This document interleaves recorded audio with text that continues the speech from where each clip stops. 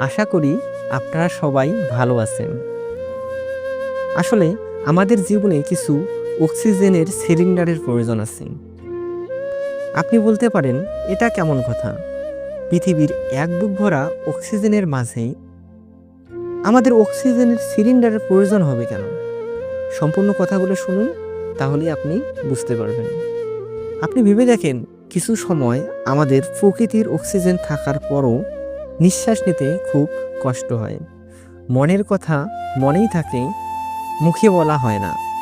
আবার কষ্টে বুক ফেটে যায়, তবু চোখে জল আসে না।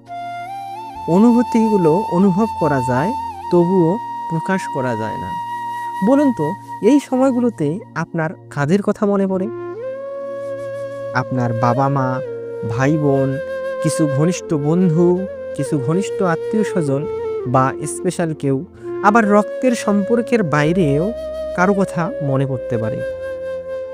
আসলে কি জানেন, এনারাই আপনার এক একটা অক্সিজেনের সিলিন্ডার। আপনি বলতে পারেন কেন?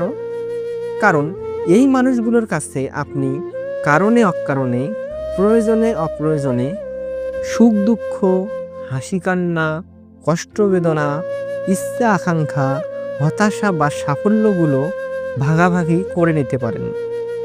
যখন এই মানুষগুলোকে আপনার পাশে পান, তখন দেখবেন আপনার কাছে তা পরম শান্তির অনুভূতির জন্ম দেবে।